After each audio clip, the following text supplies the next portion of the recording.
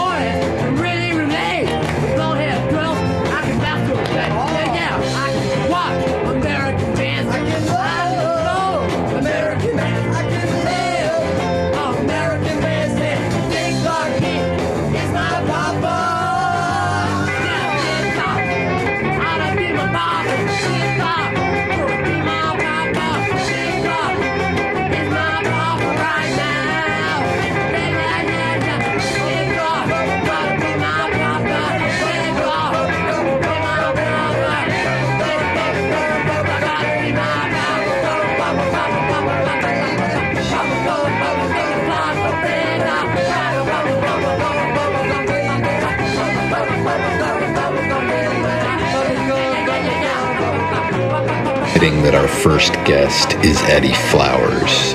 Eddie Flowers was an original member of the Gizmos. He sat down with me at his home to discuss Gulcher Records, the Gizmos, and Bloomington music. Enjoy.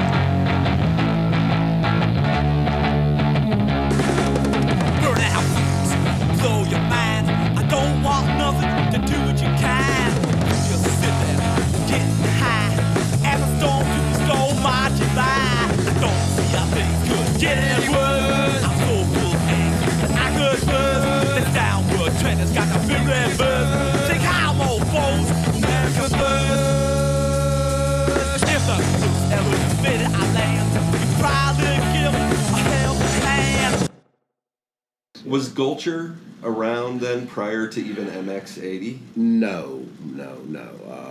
Well, yeah, it was. Actually, it was. Because the first issue of Gulcher was in 75. I edited it. So, yeah. And that's... Well, MX80 existed. We didn't know about them.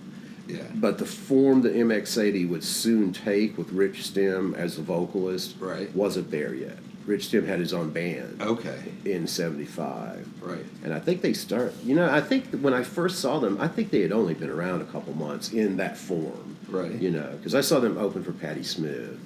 You saw MX80? Yeah, in March, I think, of 76. And that was a show here. At the Poplar. When I started doing the research to try and figure out how to set this whole podcast up, I would do searches about Bloomington music, and most of the searches that I did would go from Hoagie Carmichael to the Gizmos. Like, they would just jump. Like there's not a lot in between. Right. That lasted. I'm sure there's tons of stuff. Right. Just like now, there's tons of local music that never goes beyond local music. Right. But yeah, it's weird. I mean, I don't even know of a garage rock band. Right. And I would know by now. Yeah. That was like important here. There were bands from Indy that played here. Right. But there wasn't.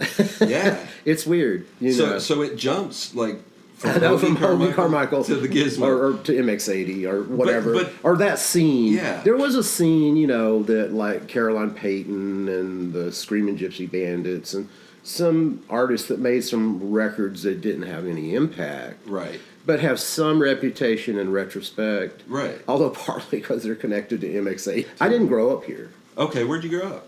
Southern Alabama. Really? Yeah. Did you come here for school?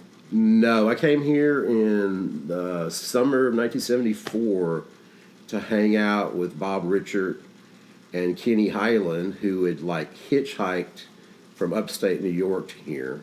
How did you know them? Fanzines. Oh. Bob Richard did a fanzine called Beyond Our Control that started in '73, and me and Kenny were already doing fans or writing for fanzines. Kenny was doing one. Kenny started in '72 in his high school in Brockport, New York, doing a fanzine called Rock On, which was, there was just this kind of, not a big wave, but there was a wave of young people doing fanzines. Thanks a lot to like Greg Shaw, who did Bomp Records, which was originally a magazine, and he just promoted it until it became a thing. So you met these guys through the fanzine and then decided they were going to come up to Well, Bloomington? Bob had a fanzine that me and Kenny both wrote for. Okay. And then Kenny and I, especially Kenny and I, started corresponding a lot because he was a year older than me, but we were both in high school. So, we related even though we're in different parts of the country. Yeah. And so, and then we decided, I don't remember how it happened, but it's like, we're going to meet in Bloomington.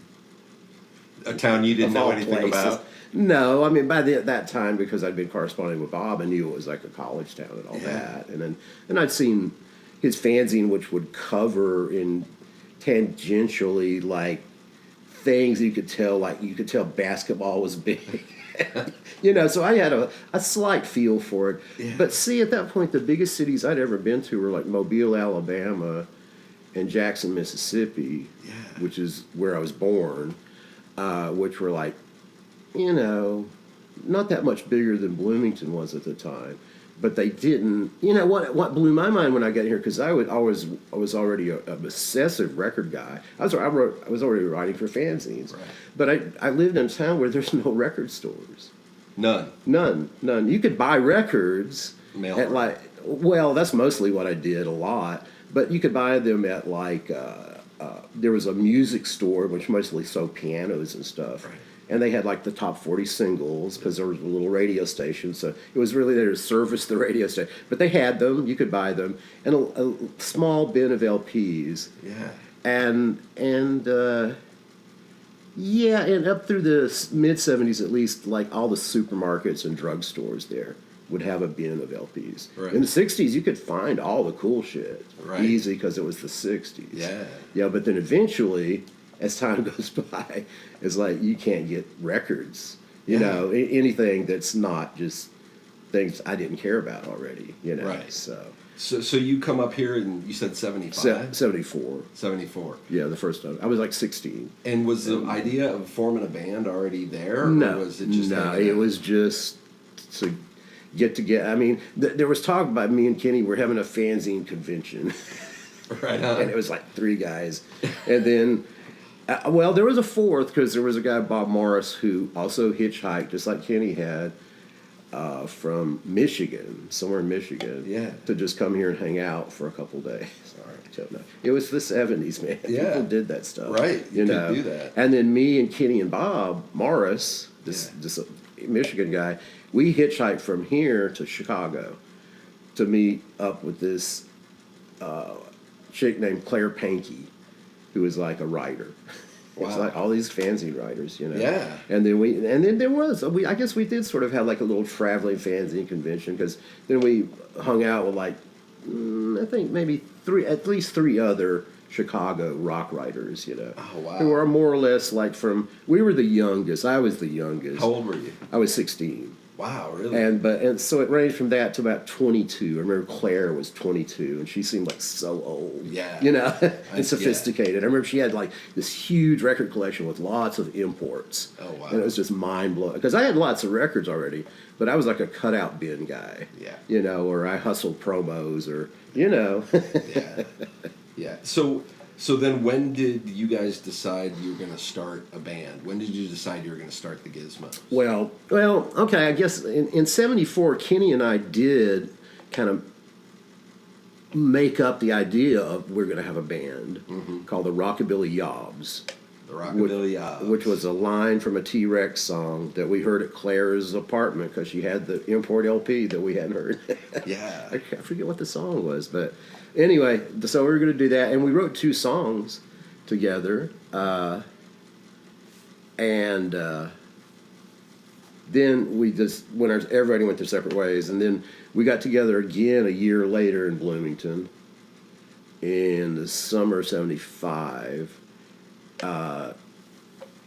to do the first issue of Gulcher magazine. So And Bob, like, you can edit this one, and then I'm going to take over. It's kind of, and I had all this material for Fanzine that I had that didn't work out, so I had a lot of stuff. I had stuff like from Lester Bangs and Richard Meltzer and Mike Saunders, who later went on to do the Angry Samoans. So I was like, I was pretty, I just reached out to people. I was pretty plugged into everything. Right. And these guys always had leftover stuff, so they'd always give Fanzine some stuff. That's cool. Even though they were the big guys, Yeah. So it was exciting to me. It's like I got my favorite writers, and then, Bob Richards allowing me to edit this magazine. And it's going to be like actually printed, not Xeroxed or mimeographed. Yeah, mimeographed. Yeah, and it had ads in it, and Wow. it was distributed in Bloomington. He did like, I always forget, but it was like 10 or 20,000. Wow. Because he distributed them free in Bloomington as a giveaway thing, and because he did it that way and he did those kind of numbers, he was able to sell real ad space for real dollars. Right, yeah. So I don't think he lost any money. He probably didn't make anything Wow. either. The first issue, on the back of it had an ad for a local Honda dealer when Honda first started doing cars, and that was actually a trade because it was his down payment on a Honda for him. Oh my gosh, that's really cool. Because he went from a Honda motorcycle, to having a Honda car. Wow. Do you still have those early editions? I do. Gulcher? That's Yeah, great. yeah, I do. hope they're well preserved. They are. I could probably dig them out quickly, Yeah. and if you want to, later on. So Possibly, yeah. Yeah. And, so you guys are hanging out there. This is really around fanzines at this point. we're all writers. Kenny's like has been playing guitar, actually for a few years, like 3 or 4 years, just trying to. He was not great, although by that time he was getting pretty good though. And he kind of had a band. He had a couple local bands in upstate New York, but they never even played shows. Right. Yeah. I would hear the tapes because they would make cassettes, and he would send them to me, and Right. and it was always kind of like kind of the wrong musicians who just wanted to like overplay and be in a metal band. And Kenny had these cool, just simple rock and roll songs. Yeah. And so those would always stand out, on the tapes, so you Right. could hear it right away. And it's like some of those songs became Gizmo songs and other stuff for other bands he had too. So was it 75 when the Gizmos formed? No. Well, sort of. But anyway, what I was going to say, like, in '73, Kenny started going from upstate New York to Brooklyn to hang out with these 2 brothers who were also fanzine writers. And they had a band called O-Rex who, like, recorded all the time and recorded, like, tons of stuff, but never played a show. And in '76, after the Gizmos, they released a single. Oh, really? So Kenny already had this thing, but it was like a thing, like a few fanzine people knew about it, but nobody heard it because you could if you wrote them, because they'd send you these shitty Right. cassettes. So Yeah. They were really bad, but really fun, really cool and weird. So I'm just kind of explaining Kenny's background a little bit again. Yeah. But anyway, and so in '75, we had done the first issue of Gulcher, and I'd gone back to Alabama. See, I never lived here. Mm-hmm. I would just come up and do stuff. I was up here sometimes a month or more at a time, but then I'd go back down and where my parents were at. And, Right. I was a teenager. Yeah. Although I'd already dropped out of high school when I came here the first time. And a teenager that was hitchhiking across the country. I know. Yeah. Yeah. So in late '75, I was in Alabama, but Kenny writes me and it's like, okay, in late '75, Kenny decided he was going to join the Marines. Oh. Yeah. His father had been in the Marines and had died in Vietnam, so there was this Right. thing, a family tradition sort of thing that he's carrying on, and he just hated his life, so he needed to do something. He Right. thought. Anyway, so he's already planning on doing that, and before he's going to go in the Marines, Bob has said, "Let me release a record of your stuff." These cassettes he had that he had just recorded when he was in high school, or someone maybe after he'd come to Bloomington, but I think it was mostly in high school. And Kenny is like, "Why? Well, rather than do that, can we put together a band? I know these guys up in northern Indiana, Highland, Indiana. He had gone up and jammed with these guys, and like they would do it. And then Kenny had met this guy, Ted Nemick, who was an IU student, and he had helped Ted rewrite this song called Muff Divin' USA into Muff Divin' in Wilkie South. So they'd written a song together. And so it's like, and we'll get Ted, and then it's like, and he wrote, and when he's writing me, telling me all this, and it's like, and you should come up too and be on it, because we had written a couple songs together, and I'd never sang at all except in my bedroom, or I'd never, it's like, yeah, of course, So I came up, and that's how the Gizmos happened. Right. So you recorded, and it was put out on Gulcher Records? Yep. Yeah. Was it the first release that Gulcher Records did? Yeah. I mean, that's why the label started. Yeah. For that, yeah. Specifically to do for that record. Right. I don't even think he was thinking ahead any more than that. Yeah. And pretty quickly, he realized, because the reception was really good. Locally or even beyond local? No, well, I don't know how much locally. I wasn't here, but no, mostly just around the world, really, because it was at a perfect moment. Because it was like it came out just not very long after the first Ramones album. Right. And when we recorded it, we'd never heard the Ramones. Sure. So, Sure. We came out a little after them, but we're pre-Ramones, in terms of influence and everything. So it was just at that perfect time, and it was like, it was big in London because it went through Rough Trade Records when they were first starting to distribute like what would soon be new wave and punk, and it wasn't even that labeled yet. Yeah. It was that tacked down what it was going to be. Yeah. So it was just perfect timing, without us being able to possibly know that. I mean, we were somewhat aware because we were rock writers. Sure. And Patti Smith, and all we're already aware there's something bubbling, that's not like what has already been going on. Yeah. So yeah. I mean, we knew we were, especially me and Kenny, we were hip kids, because we did that in '76. Went our separate ways, Me and Kenny, after we did that, we actually drove around the East Coast because he was going in the Marines, and he wanted to go see people and all this, and I just wanted to see people and meet people and go on an adventure. Right. So we were we thought we were like Kerouac or something, and we were just driving around and having problems, or I was having problems. He didn't care. I mean, he would have just got it down and hitchhiked if I could. But anyway, it was fun, and and did lots of weird shit. I recorded with that band O-Rex I mentioned, playing drums, even though, just like being a singer, I wasn't a drummer. But so anyway, we did that, and then Kenny went into the Marines, and everybody just went back to their lives. And then about a year, almost a year later, exactly, maybe like a year and a month or something later, the first EP had come out, and like I said, it got really good reception. Cream reviewed it. I mean, like I said, perfect timing.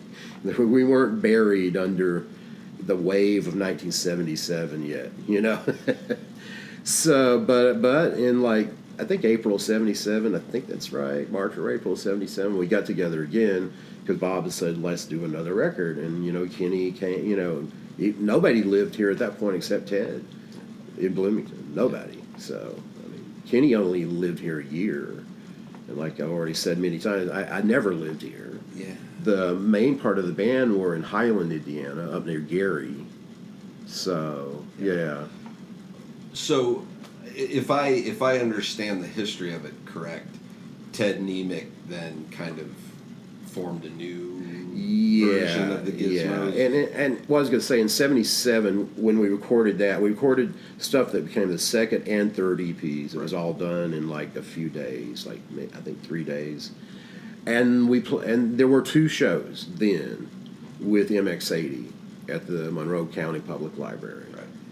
And I didn't do them because I was sick. Oh, I was man. there, but Yeah. in the audience, I could barely talk. I had laryngitis so bad that, yeah, I got some weird, like, whatever. And then we all went our separate ways again. And then within a few months, Bob was like, I want to continue the Gizmos with Ted. In fact, I was invited to be part of that. Yeah. But I was going to be like their secret weapon, kind of like Handsome Dick Manitoba Right. in the early Dictators, where he wasn't even there on stage all the time. And Bob also wanted me to do things like run the door and, but sing occasionally. It's like, no, I want to have my own band. Yeah. I don't want to play second fiddle to Ted or whatever, And so I said no. And then Ted, Bob put together that next band with Ted that included like Dale Lawrence and Billy Nightshade, Tim Carroll, those guys. Well, I don't think Tim Carroll was in. No, he wasn't in it yet. Yeah, Right. I know there's Gizmos fans around the world for both lineups, but most of the like Dale stuff to me seems like it's more really concentrated in the Midwest. Yeah. And ours is like the kind of weirdo fanzine collector people that are scattered everywhere. Right. Because I think I've probably done a lot more interviews and stuff like that because I'm connected to that world. Yeah. But Dale's actually connected to the world of like real people and playing shows all the time. Yeah. Yeah, because they played a lot and moved to New York and all that. Right. Yeah. So, but anyway, then that was the end of the Gizmos for me. It was like early in '77, like April of '77, whatever it was, March or April, whatever. And then there was no more Gizmos for me until 2014. Right, and Yeah. that's when the reunion shows happened, right? Right, and I was not in Indiana between that period either at all, ever. So I wasn't here for 37 years. Wow. And then you got brought back in for those reunion shows. Yeah, and they were just amazing. It was just fun, and I got to get out of L.A., out of a bad situation I was in. Yeah. Get out of that for a while and then go back to it. But, it was a relief, and we made a little money, and it was just, especially that first year, we played like 9 shows. Wow. In like 6 months or so. And that was like kind of mixed lineup, right? It was me, Kenny, Ted, and Rich Coffey from the original band. Yeah. And then various people. There was sort of a stable lineup, but not really. Right. Even that it was only maybe 3 shows. I noticed that in some places it's like credited as like the rhythm section for this set of shows are these folks. Right. Yeah. Because that's how it worked out. Yeah. The first lineup for the first 3 comeback shows was John Terrell from the Dance Cigarettes and John Barge. I'm not John. Ian. Ian Yeah. from the Panics. Yeah, we had been talking about it for a while. Ted, especially, for some reason, maybe because he was the one guy in the band in the original Gizmos who didn't. The main guys in the Gizmos who didn't carry on having a band. Mm-hmm. He became a doctor and had a family, and Yeah. he did music all the time, but he never had another band after Right. the Gizmos. Yeah. So Ted had been like kind of instigating stuff. I remember he was like, I never even was on it, but he was on the Gulcher Records message board when that was a big deal, I guess, and promoting this and hyping it. And Eric from Gulcher was a big supporter of it happening, which I think that was our 4th show maybe, was Gulcher Fest. But anyway, so it kind of like, there was a couple misfires. There was some weird chick in Atlanta who like went so far Kenny bought a bus ticket he couldn't get a refund on, and like ended up going on vacation to Atlanta even though it wasn't happening because he had a ticket. Which is just so Kenny. And had a great time and everything. And I remember like at the time I thought he got his money back, and then a couple I think in 2019, I think the last show I was talking about that, it's like, but at least you got your money back. And he's like, no, I didn't. She didn't give me my money back. I was like, oh my God, what a disaster. Anyway, but then the very next year, we managed to pull it off. So it was kind of in the air, If it had been in the 90s, I would have been against it. I was, I hated all that kind of punk rock revive. I hated punk rock in the 90s. I mean, I almost hated rock music in general in the 90s. And I just, hated all that stuff when it started happening a lot. I was like, this band's back and that band's back. And it's like, yeah, but they suck.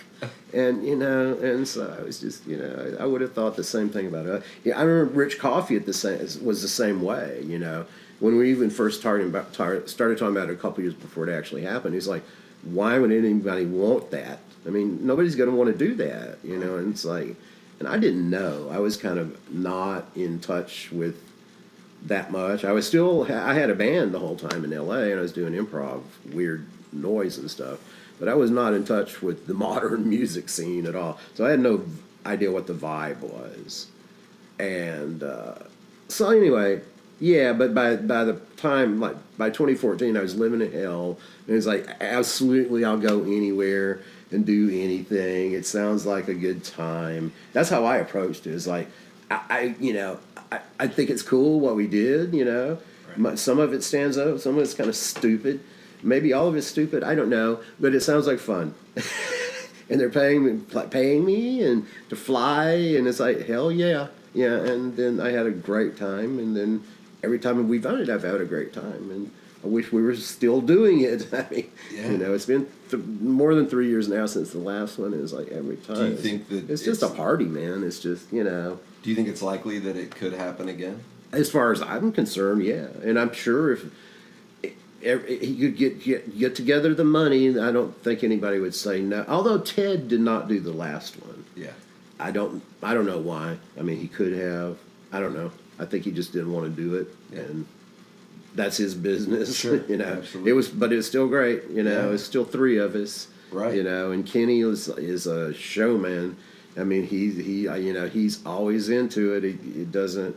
Until he's put in the grave, I think even if he's in a wheelchair, which he might be if he doesn't take care of himself better, it's always going to be good, So it's just fun, man. It's fun, and for me, it's easy because I don't play an instrument in the Gizmos, at least, and I only sing about 5 or 6 songs, So it's like, otherwise I'm just like playing tambourine or singing background vocals.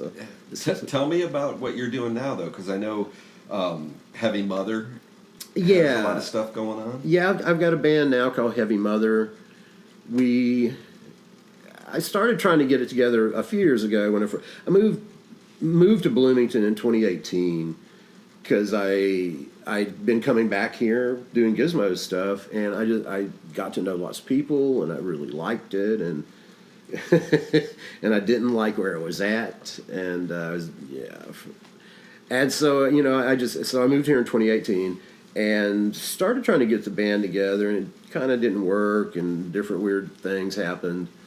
Although I had a lot of fun and saw lots of cool young punk bands mostly.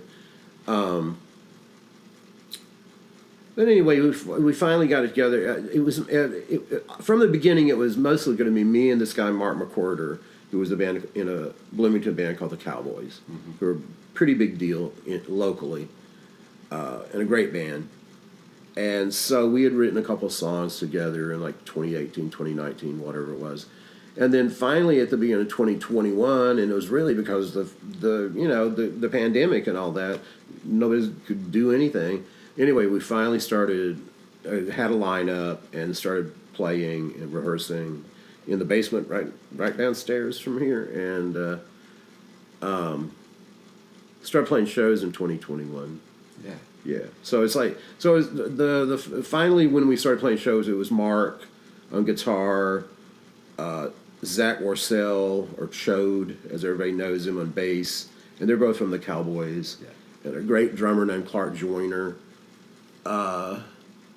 He had been in the early lineup in Bloomington of this Chicago thing, and I forget how you pronounce it, but it's like Circuit Dayu. It's like some lady, young lady, yeah.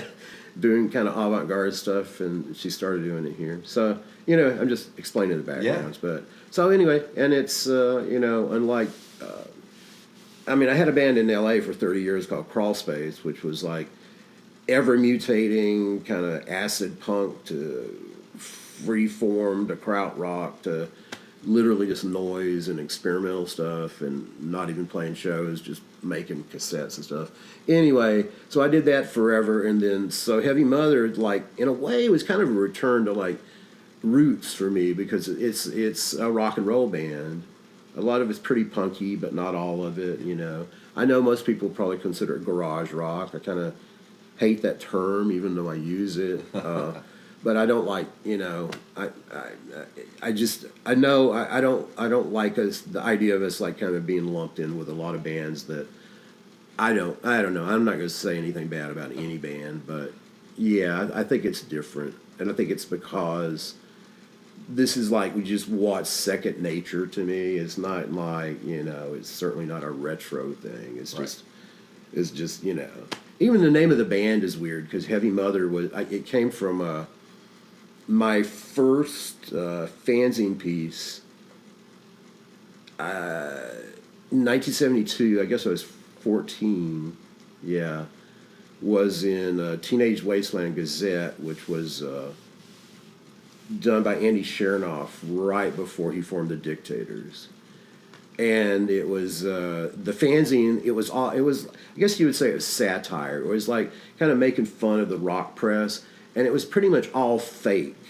Whether it was like a piece by Lester Bangs, which was really written by Andy, and it was about some party with all these people that didn't ever happen. But a lot of it was literally like fake bands they would write about. And it was really funny and weird, and I didn't quite understand it, I think, because I was like too young to quite get it all. Right. I think I kind of related it to like Mad Magazine or something. Yeah. Anyway, I wrote a piece and sent it to him, and they published it, and it was like about a supposed like local Alabama like biker rock band called Heavy Mother.